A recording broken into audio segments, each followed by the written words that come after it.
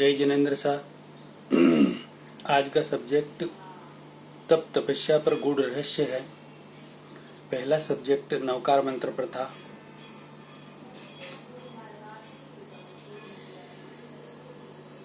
अब कुछ वीडियो तप तपस्या पर आगे बनते रहेंगे।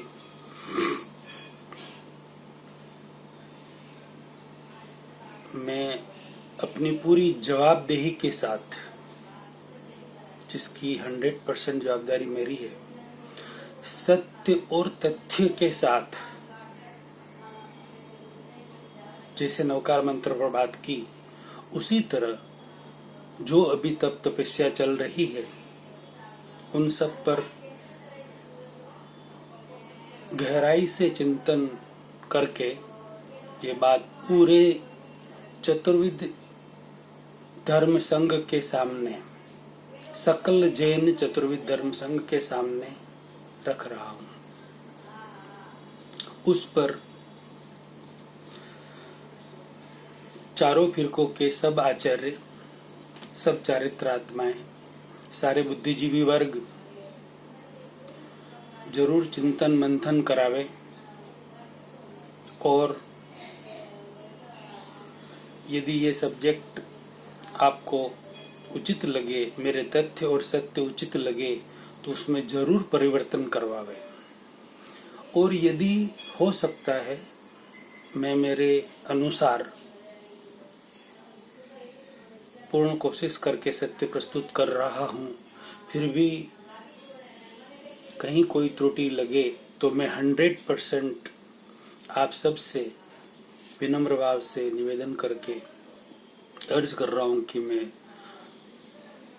जो भी बात करूंगा उसका पूर्ण रूप से समाधान देकर आपको पूर्ण रूप से संतुष्ट करूंगा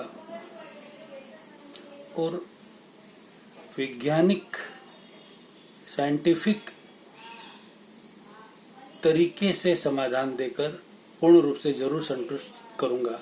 आप अपना मंतव्य दिलावे और उचित लगे तो आप अपने पंथ में इसे लागू करावे, ताकि आज जो तप तपस्या चल रही है उसमें लाखों करोड़ों लोगों का आत्म अहित हो रहा है, तो वो आत्महित में कन्वर्ट हो पावे। आत्म अहित कैसे हो रहा है वो भी मैं बताने की पूरी कोशिश करूंगा। आत्महित कैसे होगा वो भी बताने की कोशिश करूंगा। ये बहुत ही बड़ी बात पूरे जैन समाज के सामने कर रहा हूं, तो कृपया इसे लाइटली न लें और गहराई से चिंतन मंथन इस पर जरूर कराएं। अब आपसे मैं सबसे गृहस्थी और सन्यासी सब आ गए, सबसे एक जिज्ञासा प्रश्न कर रहा हूं कि आप जो तपस्या कर रहे हैं, अभी करवा रहे हैं या अनुमोदना कर रहे हैं, फिर नवकारसी, पौरसी, एकासन, आयम्बिल, उपवास, बेला, तेला, चोला, पंचोला, 28, 15 महीना, मास खमण,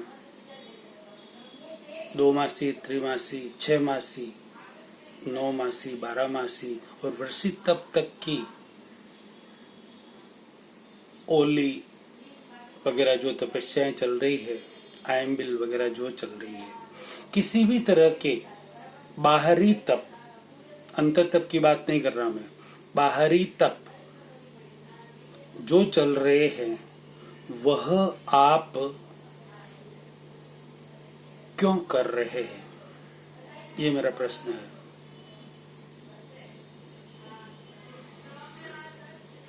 तो लगभग और शायद मैक्सिमम गृहस्थी और सन्यासियों का यही उत्तर होगा कि हम हमारे कर्मों की निर्जरा करने के लिए कर रहे हैं, पाप कर्मों को नष्ट करने के लिए कर रहे हैं। लगभग, किसी का और भी हो सकता है। अब मैं मेरी पूरी जवाबदेही के साथ कह रहा हूं कि बाहरी कोई भी तप तपस्या करने से कर्मों की निर्जरा संवर पूर्वक नहीं होती, नहीं होती, नहीं होती। ये लिख लीजिए। निर्जरा तो होगी, लेकिन बंध पूर्वक निर्जरा होगी, नए कर्मों का बंधन होगा।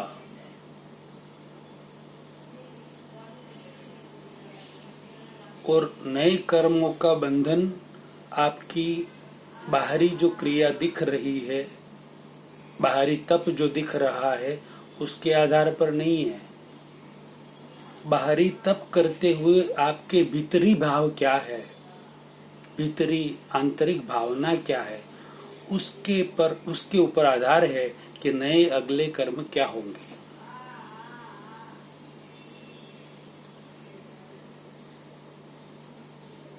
तपस्या करने से कर्म टूटते नहीं हैं, कर्म चूर होते नहीं हैं, नए कर्मों का बंधन होता है, पुण्य रूपी होता है, लेकिन होता है, नए कर्मों का बंधन होता है। पुराने कर्म टूटते नहीं हैं, किसी भी हालत में नहीं टूटते। तब तपस्या करने से कहते हैं कर्म चूर तप कर रहे हम, कर्मों का चूरा चूरा हो जाएगा, 1% भी नहीं होता।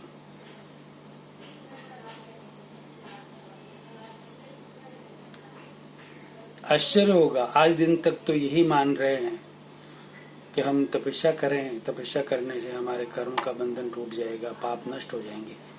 नहीं साहब, ऐसा नहीं होता। नए सिरे से नए कर्मों का आपका बंधन हो रहा है, वो भी आपके जो भाव है उनके आधार पर ही हो रहा है। आपने उपवास किया, और एक छोटा सा उदाहरण, उसी पर आपने जो भी तपस्या आज दिन तक की है या करने वाले हैं, उस आधार पर आप समझ सकते हैं। उपवास किया कि मुझे आज उपवास करना है, 23 है 24,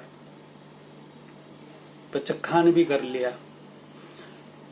पड़ोसी से कोई प्लेट आई, मन भावन प्लेट आई, तो मम्मी को बोला कि मम्मी जी ये तो रसगुल्ले की प्लेट है, इसमें से आप आधे ही खाना, आधे आप अंदर रख दो फ्रिज में, कल मैं खाऊंगा। यानी कि आपके भाव तो उस रसगुल्ले में अटके हुए हैं। तो ये तपस्या नहीं हुई।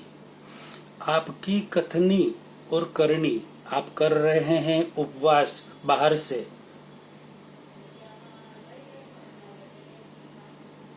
और अंतर में खाने की भावना है। कथनी और करनी में अंतर आ गया है। मन, वचन और काया से 100% यदि आप उपवास करते हैं तो उसका 100% आपको फल मिलता है।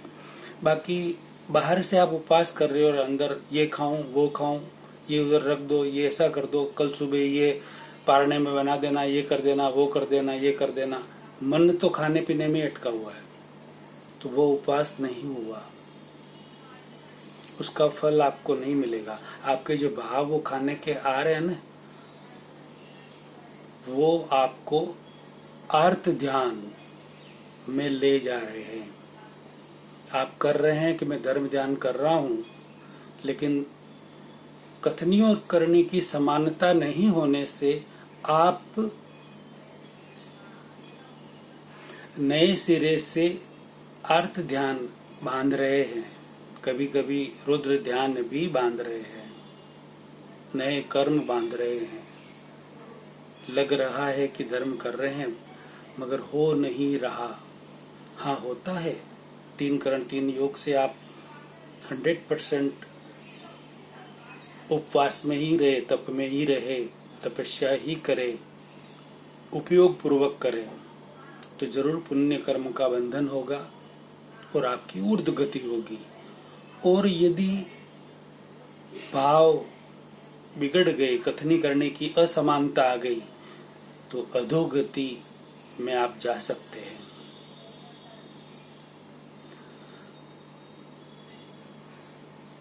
अगली बात अगले वीडियो में लेते हैं, क्योंकि वीडियो लंबा हो जाएगा तो सुनने में थोड़ी।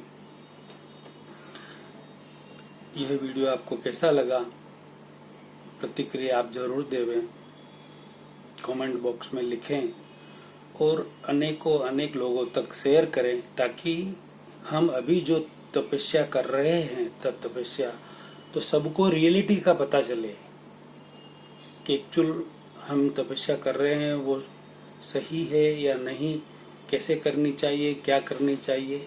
तो कृपया जरूर शेयर करें। धन्यवाद। जय जिनेंद्र।